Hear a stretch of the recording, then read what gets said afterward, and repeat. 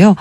안산의 지역구를 둔 사선 중진이죠. 새정치민주연합의 김영환 의원과 말씀 나눠보겠습니다. 의원님 나와 계십니까? 예, 안녕하셨습니까? 예, 어제 안산총회 다녀오셨다고요? 네네. 예, 분위기가 어떻던가요? 저희는 최선을 다해서 좀 희망을 걸고 있었고 또 많은 그 대화를 나눴습니다마는 결과가 좀 좋지 않아서 여러 가지 걱정이 많고 저희뿐만 아니라 국민들도 아마 큰 근심이 있지 않을까 이렇게 생각합니다. 예. 우선 김영환 의원께서는 세월호 특별법 재합의안에 대해서 어떤 평가 내리고 계십니까? 우선은 나름대로 성의를 다했다고 생각합니다. 여당도 한 발 물러선 점이 있고요.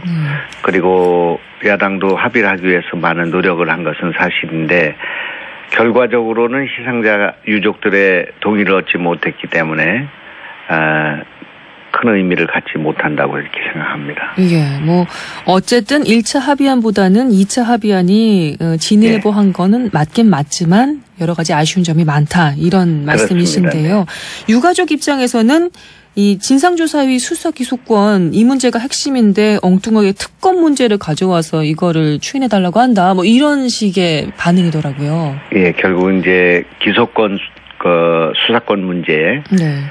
이 문제를 이렇게 벽에 부딪히게 되면서 이제 특검 문제로 간 거 아니겠습니까? 그렇죠. 결국은 이제 특검 추천권에 있어서 실제로는 야당이 주장하는 또는 유가족이 주장하는 그 입장들이 관철되기 어렵다고 보기 때문에 불신이 크기 때문에 이 문제가 봉착했다고 생각하고요. 네.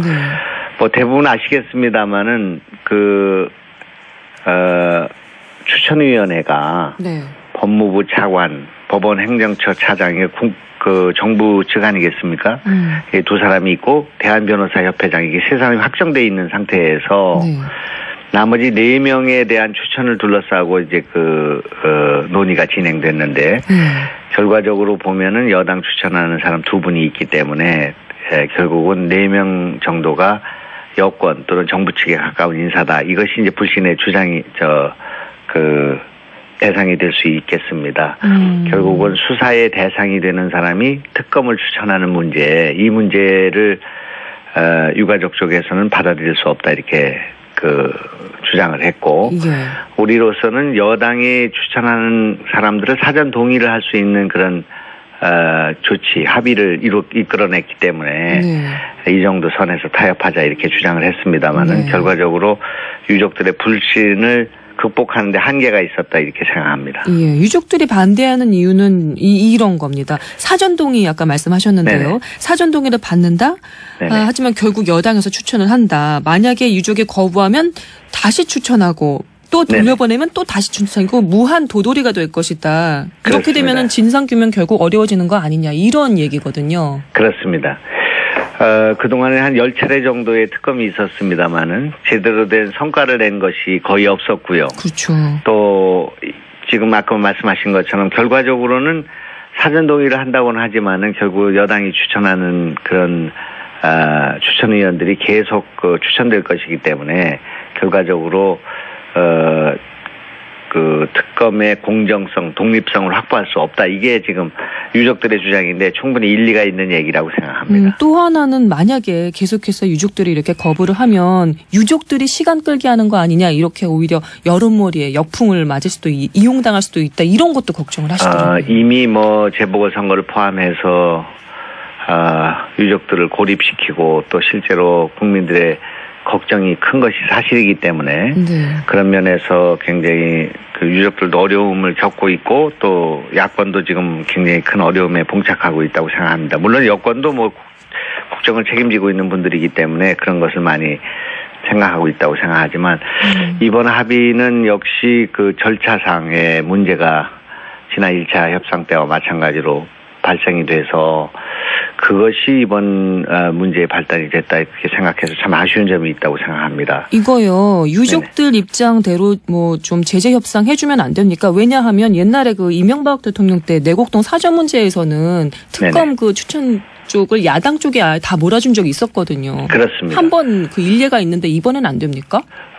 내곡동 사저와 이번 사건은 말하자면 정부 여당이 그 수사의 대상이 되는 정부의 무능이 결국 살릴 수 있는 아이들을 죽인 거 아닌가 하는 그런 그것이 핵심이 되어 있는 거 아니겠습니까? 그렇기 때문에 그 김무성 대표가 전에 얘기한 것처럼 야당 추천으로 특검을 하게 해줘야 된다 그런 주장을 했었습니다. 그 김무성 대표께서 그런 것과 또 대통령께서 그 동안에 여야는 물론이고 유가족들이 원하는 방향으로 특별법을 개정하겠다 이렇게 공언하고 약속해 왔기 때문에 유가족들의 뜻을 받아들여서 야권 유가족이 원하는 특검을 받아들이면 되는 문제인데 여권이 전혀 그런 문제에 대해서 성의를 보이지 않기 때문에 이런 어려움이 있다고 생각합니다. 알겠습니다. 만약에 제재 협상까지 가게 되면 이 박영선 비대위원장 그 원내대표 거취 문제까지 거론될 수도 있긴 한데 말이죠. 박 대표 리더십. 이제 두 번이나 협상을 했는데 의총의 추인을 받지 못한 결과가 되고요.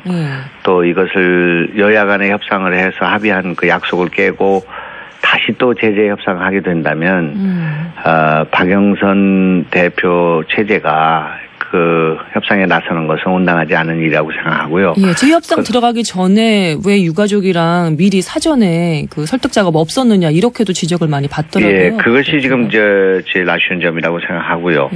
이번에는 이제 1차 협상 때에 비해서는 당내 의견 수렴은 상당히 노력을 해서 성과가 있었다고 생각하고 그런데 우선은 유가족들과 야권이 먼저 수기를 하고 협상안을 만들고요. 또 그러고 난 뒤에 여권과 협상을 했어야 되는데 여권과 먼저 협상을 하고 난 뒤에 유가족을 설득하는 그런 그 과정, 순서가 바뀌었다고 할까요? 이렇게 됐기 때문에 이번에 이런 문제가 발생했다고 생각합니다. 그러면 새정치연합 쪽에서는 이 재합의안 추인 어떻게 계속 보류하시는 겁니까? 우선 지금 현재로서는 어제 그런 결정은 있었습니다마는 유가족들도 지금 이런 상태에서는 특별법이 표류할 가능성이 크고요. 네. 그런 상태에서 여론의 추이를 좀 봐가면서 더 설득하고 더 대화하는 노력이 지금 현재로서는 필요할 것 같고 계속 이런 상태가 지속된다면 당내에 뭔가 새로운 논의가 필요하지 않은가. 김영원 의원께서는 시간적인 여유를 갖고 타협해야 된다 이런 말씀을 하셨던데요. 지금 네네. 이게 시간이 있는 게 맞습니까? 우선은 이제 어제 그런 결정이 있었기 때문에 한 일주일 정도 그걸 좀 더 냉각기를 갖고 더 논의를 해봐야 된다고 생각하고요.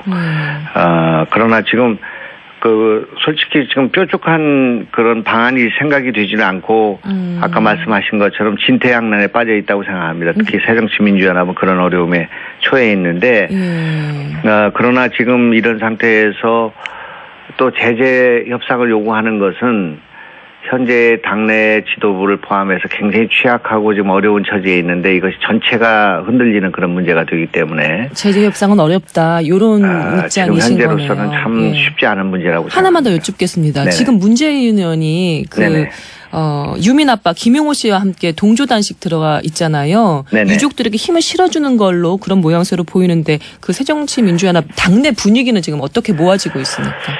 우선 충분히 이해할 수 있고요. 정말 누구든지 다 가서 동조 단식을 하고 또 김영호 씨가 지금 40일 가까이 지금 단식을 하고 있기 때문에 정말 가슴 아프게 생각하고 이 단식을 풀었으면 좋겠다고 지금 그런 생각을 갖고 있는데 그런 당내 분위기를 반영해서 동조 단식을 하고 있다고 생각하지만 그러나 이제 그것보다 더 중요한 문제는 역시 특검법 문제를 푸는 거 아니겠습니까? 그렇기 때문에 그런 단식과 함께 또 단식하는 것을 말릴 수는 없는 일이 되겠습니다만은 그것보다는 당 지도부와 함께 이 문제를 풀기 위한 그런 노력에 좀 집중해야 하는 것이 좋지 않겠나 저 개인적으로 그렇게 생각합니다. 예, 시간이 다 돼서 오늘 말씀은 여기까지 들어야겠네요. 네네. 어서 이 문제 돌파구가 좀 보였으면 좋겠습니다. 오늘 말씀 여기까지 들을게요. 고맙습니다. 고맙습니다. 예, 새정치민주연합 김영환 의원이었습니다.